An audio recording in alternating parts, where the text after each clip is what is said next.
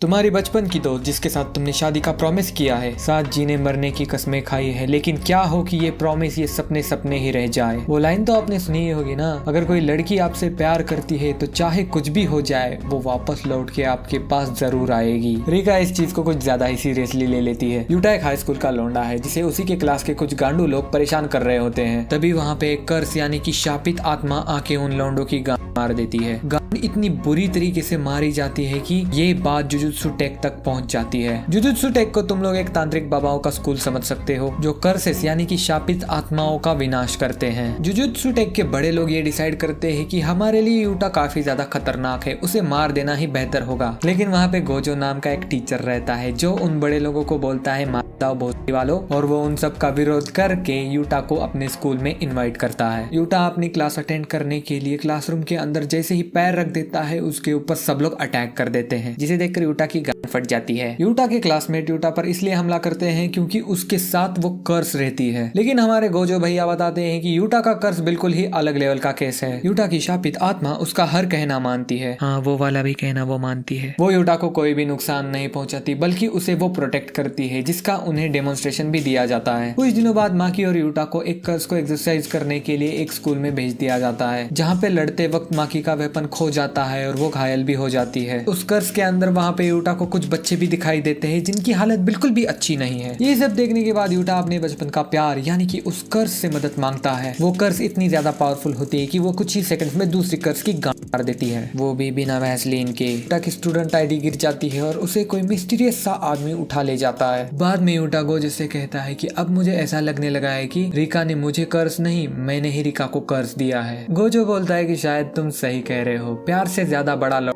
तुम्हारी जिंदगी को कोई नहीं लगा सकता। यूटा खुद से और गोजो से प्रॉमिस करता है कि वो इस कर्स को ब्रेक करने का कोई ना कोई तरीका तो ढूंढ ही निकालेगा। इसके बाद यूटा अपने स्कूल पे ज्यादा फोकस करने लगता है। गोजो उसे एक वेपन के लिए एक कटाना देता है और वो अपनी ट्रेनिंग में बहुत अच्छी प्रोग्रेस करता है। उसका जो क्लासमेट पांडा होता है उसे ये लगने लगता है कि माकी और यूटा के बीच में कुछ गुल खिल रहे हैं, जिससे माकी साफ साफ मना कर देती है क्योंकि माकी सिर्फ अपन की एटम है, समझे तुम। हमें पता चलता है कि वो मिस्टीरियस आदमी जिसने यूटा की आईडी उठाई थी उसका नाम गेटो है और वो कर्सेस इकट्ठा करने के लिए बाबा का काम कर रहा है। चलो कोई तो बाबा अच्छा काम कर रहा है, लेकिन ये हमारे गेटो बाबा नॉर्मल इंसान से बहुत ज्यादा नफरत करते हैं और वो ऐसी दुनिया बनाना चाहते हैं जहाँ पे सिर्फ तांत्रिक ही तांत्रिक हो। गेटो बाबा के इस विश को पूरा करने के लिए उसे पावरफुल कर्सेस की मदद चाहिए होगी। इस वजह से हमारे गेटो बाबा डायरेक्टली जुजुत्सु टेक में जाकर यूटा से मिलते हैं। लेकिन बातों ही बातों में वो माकी की बेइज्जती करते हैं क्योंकि माकी के पास कोई भी तांत्रिक शक्तियां नहीं होती, वो नॉर्मल ह्यूमंस की तरह ही होती है। अब तक माँ की सिर्फ अपने वेपन्स की स्किल का यूज करके ही फाइट्स जीतती आई है। गेटो बाबा यूटा को ऑफर करते हैं कि वो उसे ज्वाइन करे। यूटा बोलता है कि यहाँ पे आकर तूने मेरी आइटम की बेइज्जती करी और तू सोचता है कि मैं तुझे ज्वाइन करूंगा, कितना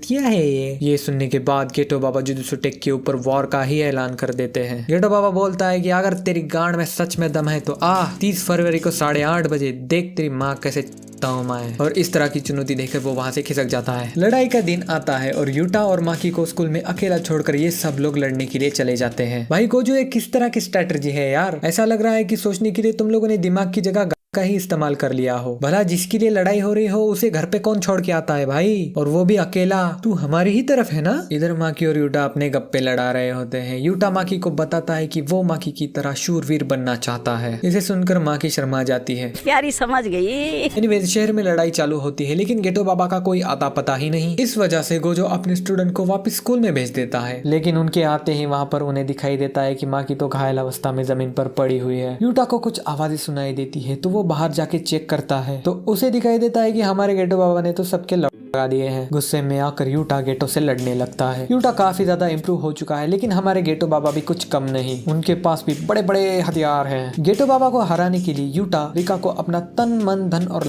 सब कुछ ऑफर करता है, जिसके बाद रिका अजीब अजीब सी ऑर्गेनिज्म जैसी आवाजें निकालकर इवॉल्व हो जाती है। ये कौन सा पोकेमॉन है भाई। यूटा रिका से बोलता है, रिका लेट्स डाई टुगेदर, और बूम लेकिन हमारे गेटो बाबा भाग जाते हैं और उनसे मिलने के लिए लास्ट मोमेंट में गेस करो कौन आता है। गेटो बाबा यूटा की स्टूडेंट आईडी गोजो को वापस कर देता है। गोजो बोलता है कि कुछ आखिरी शब्द बोलना चाहेंगे। फिर गेटो बाबा कुछ थोड़ी सी फिलोसफी झाड़ते हैं, जिसे सुनने के बाद गोजो कुछ कहता है। गोजो बोलने वाला पार्ट पूरी तरीके से म्यूट है, तो हमें नहीं पता कि उसने गेटो बाबा से आखिरी में क्या कहा। और दूसरी तरफ हमारी रिका का कर्ज भी टूट जाता है और जहाँ पे गोजो तालियां बजाते हुए आ जाता है। गोजो बोलता है कि यूटा तुम सही थे, जब रिका मरने वाली थी तब यूटा ने ही अनजाने में गलती से रिका को कर्ज कर दिया था। यूटा रिका से माफी मांगता है कि उसने इतने सालों तक उसे अपने पास रखा, उसे उसने मुक्ति नहीं मिलने दी। लेकिन रिका बोलती है कि ये जो टाइम मैंने तुम्हारे साथ बिताया था वो मेरी लाइफ का सबसे अच्छा वाला पार्ट था, और उसे वो थैंक यू बोलकर हवा में गायब हो जाती है। कुछ दिनों बाद गोजो यूटा की आईडी वापस करता है और उसे बताता है कि उसे ये आईडी उसके बेस्ट फ्रेंड ने ढूंढ कर दी है। और आखिर में यूटा अपनी नई जिंदगी की तरफ अपना लट और कदम